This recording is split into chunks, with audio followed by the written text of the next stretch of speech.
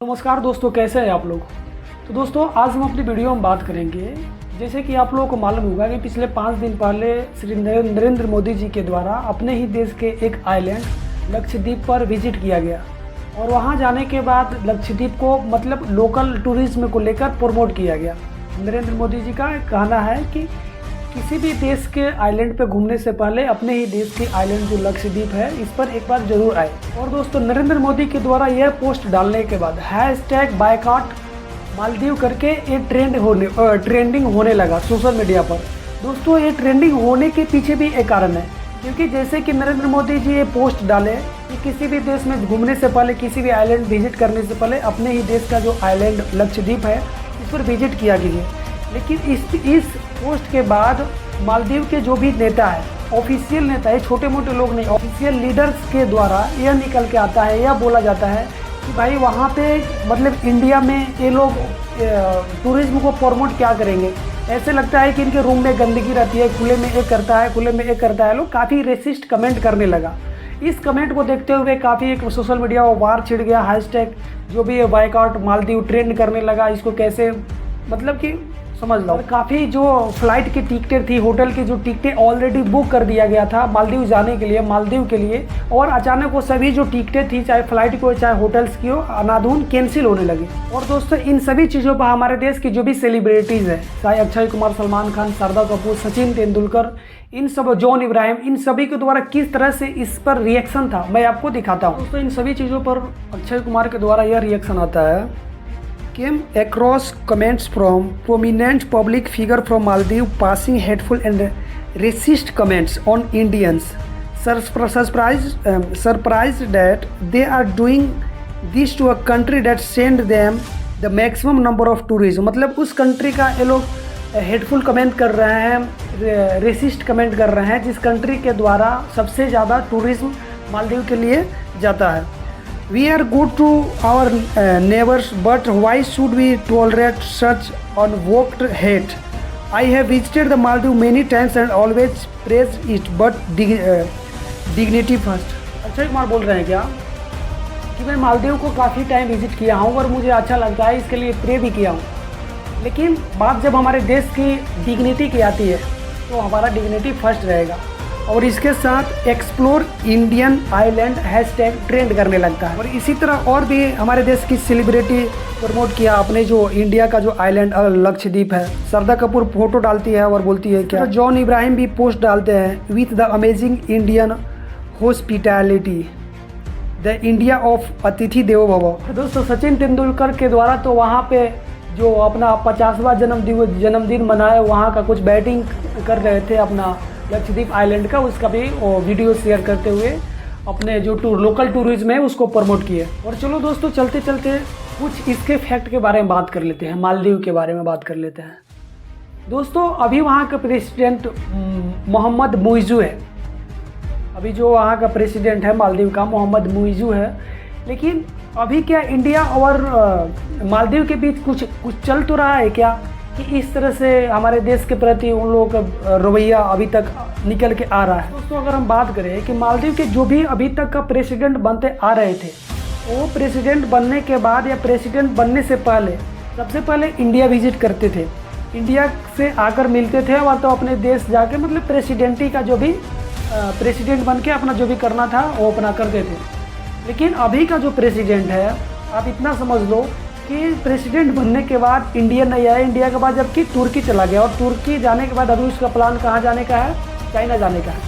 दोस्तों ये बात क्या हुआ, दोस्तों बात है कि सभी देश के प्रेसिडेंट या किसी भी नेता को जीतने के लिए कोई ना कोई मुद्दा होता है, महंगाई होता है, टेररिज्म होता है, या जो भी कुछ कर लो, ये आपको अर्थव्यवस्था में सुधार करना होता है। लेकिन ये प्रेसिडेंट मोहम्मद मुइज़ू करके हैं, इनका वोट बैंक क्या था कि भाई अगर हम प्रेसिडेंट बनते हैं, हम जीतते हैं तो इंडियंस को यहाँ से निकाल देंगे।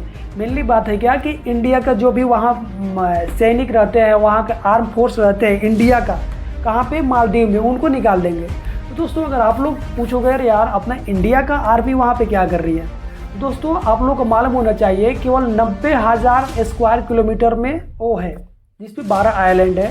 कौन है, मालदीव। कितना, लगभग 90,000 किलोमीटर स्क्वायर किलोमीटर में फैला हुआ है। और चारों ओर क्या है, समुद्र है। तो आज से नहीं, आज से काफ़ी पहले से ही इंडियन सैनिक और इंडिया का जो भी हेलीकॉप्टर है या कोई भी जहाज़ है, इनके से अगर कोई दुर्घटनाएं होती है या कुछ ऐसा होता है या समुद्री डाकू मालदीव पे हमला करते हैं, तो हमारे देश की जो भी सेना है, हमारे देश के जो भी एसेट्स है, चाहे हेलीकॉप्टर हो गया, चाहे फाइटर जेट वगैरह जो भी कुछ है, उन लोगों की मदद के लिए तैनात किया गया है। अपने लिए नहीं, उन लोगों की मदद के लिए किया गया है और काफ़ी सहमति के साथ हुआ है। लेकिन ये जो अभी प्रेसिडेंट बने वो क्या बोल रहे हैं कि भाई तुम मेरे देश से अपनी सैनिक वगैरह को ले जाओ। ठीक है, अपना देश से भी नहीं किया कि भाई मैं नहीं ले जाऊंगा, वहीं पे रहेगा, ऐसा नहीं कर सकता भाई। अपना भी देश लोकतांत्रिक देश है, करने को तो मैं कह सकता हूँ, हमारा देश कह सकता है कि भाई मेरा सैनिक वहीं रहेगा, तुमको जो करना है कर सकते हो। लेकिन अपना जो देश है डेमोक्रेटिक देश है, तो पूरी दुनिया में किरकिरी होने लगा। किरकिरी मीन्स क्या, दूसरा देश करने लगा अरे यार इंडिया इतना बड़ा लोकतांत्रिक देश अपने आप को कहता है, लेकिन फिर भी दूसरे देश को दबा रहा है अपने सैनिक को भेज कर। तो डायरेक्टली इंडिया ये नहीं कहेगा कभी भी कि हमारा जो भी सैनिक है वहीं रहेगा, और इंडिया का कोई मकसद भी नहीं है। यहाँ आपको एक बात और समझना होगा कि मालदीव जो है उसका जो अर्थव्यवस्था है, पूरी देश की जो अर्थव्यवस्था है मालदीव की, उसकी 30% कहाँ से आती है, टूरिज्म से आती है। यानी कि दूसरे देश की लोग जाता है वहाँ घूमता है और उससे पैसा कमाता है, तो उसकी अर्थव्यवस्था चलता है। 100 रुपये में 30 रुपये कहाँ से आता है, टूरिज्म से आता है।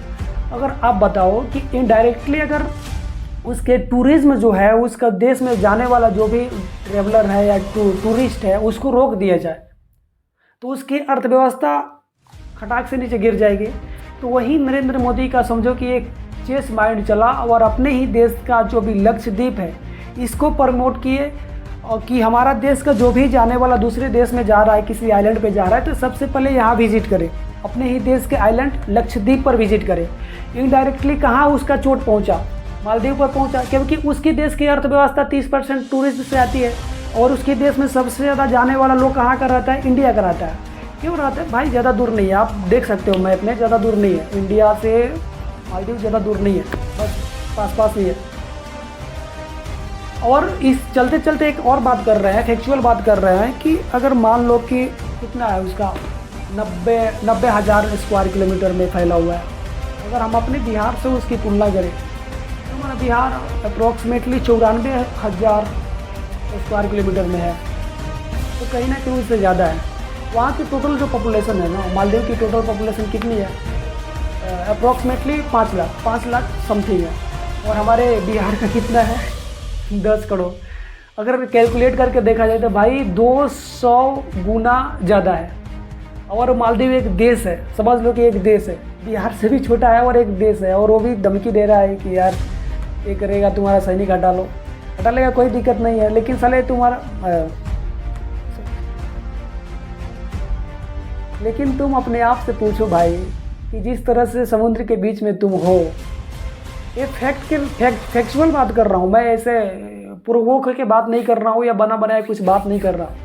जिस हालात में मालदीव है अभी तक, चारों ओर समुद्र से घिरा हुआ है, और जिस तरह से समुद्र लेवल बढ़ रहा है, धीरे धीरे समुद्र का लेवल ऊपर उठ ही रहा है, तो जिस तरह से बढ़ रहा है, आने वाले साल यानी कि 2050 तक मालदीव का 80% जो भी धरती है पानी में समा जाएगी। इसका ध्यान रखो भाई लोग। और क्या है कि कभी भी इनकेस अगर कुछ भी होता है ना मालदीव में, सबसे पहला मदद करने वाला इंडिया ही होगा, क्योंकि जो नज़दीक रहेगा वहीं मदद करेगा। श्रीलंका नज़दीक है, श्रीलंका क्या मदद करेगा, क्योंकि श्रीलंका तो हम लोगों से, इंडिया से मदद लेता है, और वो दूसरे को मदद क्या करेगा। तो समझ लो कि भाई सबसे पहले मददगार कौन होगा, साबित इंडिया ही होगा। और आज से पहले जो भी वहाँ के मालदीव के जो भी प्रेसिडेंट थे, राष्ट्रपति थे, इंडिया के काफ़ी हितैषी हुआ करते थे, लेकिन ये जो प्रेसिडेंट मोहम्मद मुइज़ू बन के आए हुए हैं, उनका नारा ही था कि भाई मैं जीतेगा तो इंडिया इसको बाहर निकाल देगा। और इससे पहले भी अपने जो भी चुनाव प्रचार में काफ़ी क्विट इंडियन करके काफ़ी इनका मोर्चा संभाला गया। तो दोस्तों यही सब बातें थी, बाकी देखते हैं आगे क्या क्या होता है। मिलते हैं किसी नेक्स्ट वीडियो में। तब तक अगर वीडियो आप लोगों को थोड़ी भी अच्छी लगी होगी, नॉलेजफुल लगी होगी, तो वीडियो को सब्सक्राइब करना और अपने दोस्तों के साथ शेयर करना कि एक्चुअली में ये मालदीव वर्सेस लक्षद्वीप जो इंडिया का है, ये हो क्या रहा है। मैं इसमें अपनी ओर से एक्सप्लेनेशन देने की कोशिश किया हूँ, एक्सप्लेन करने की कोशिश किया हूँ, बाकी मिलते हैं किसी नेक्स्ट वीडियो में, तब तक थैंक यू, धन्यवाद।